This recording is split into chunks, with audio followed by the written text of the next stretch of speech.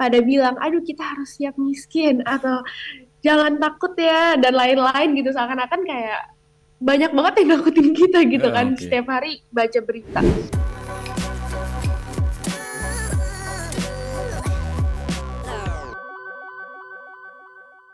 Apa saja yang harus disiapkan untuk menghadapi resesi? Kalau orang kaya mungkin dia punya banyak dana ya deposito dengan bunga yang menarik, dia semakin kaya tadi kata Valen. Kalau orang-orang miskin Yes. yang middle low income, yang aset juga mungkin terbatas, kemudian pendapatan juga menghadapi ancaman PHK. Ini so how untuk yang middle Yes. low income ini? Yes, ditambah ada fear mongering ya dari semua para apa ya creator di social media dan lain-lain pada bilang, aduh kita harus siap miskin atau jangan takut ya dan lain-lain gitu seakan-akan kayak banyak banget yang nakutin kita gitu kan Oke. setiap hari baca berita. Hmm. Nah, sebenarnya sesimpel kita harus bisa bedain aset liquid dan non liquid dan kita saat sekarang ini penting banget untuk stay liquid. Oke. Nah, kalau bisa dalam balance sheet kan itu sebenarnya ada aset liquid dan non liquid.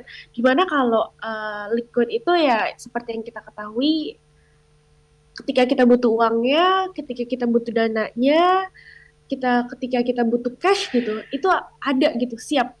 Sedangkan kalau non liquid itu kan aset-aset yang sifatnya mungkin rumah, Hmm, hmm, mungkin apartemen, mungkin hmm, NFT, hmm, hmm, ya hal-hal yang susah gitu di liquid dicairkan gitu kan. hmm, hmm.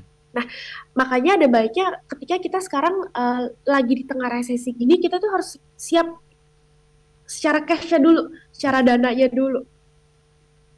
Oke.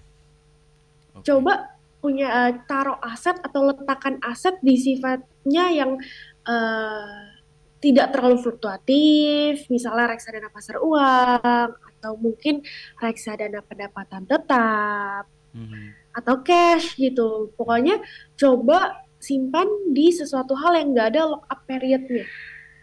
Oke, oke. Karena itu akan memudahkan kita kalau misalnya seandainya benar-benar butuh dana besar atau mungkin pekerjaan kita terganggu, tapi kita aman secara keuangan. Nah, menyambung nih, ngomongin liquid dan non-liquid, penting banget ini untuk punya dana darurat. Again, dana darurat. Dana darurat sebelum pandemi itu kita disarankan untuk punya 3 kali dari pengeluaran bulanan. Tapi Oke. semenjak pandemi, memang baiknya kita menyimpan 6 kali nih Kak Yudi. Oke. Nah Kak Yudi udah punya berapa banyak nih? Berapa kali ya? Pengennya sih 6 kali ya pengennya ya. Atau sebanyak-banyaknya lah berkali-kali lipat gitu ya.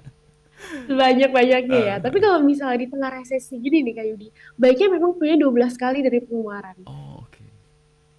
Karena ini untuk kasih kita security juga gitu, kasih Hmm, kita keamanan juga, biar kita juga aman saat ngelakuin aktivitas.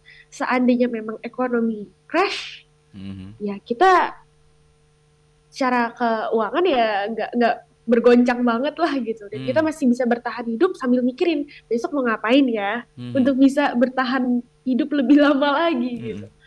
Oke.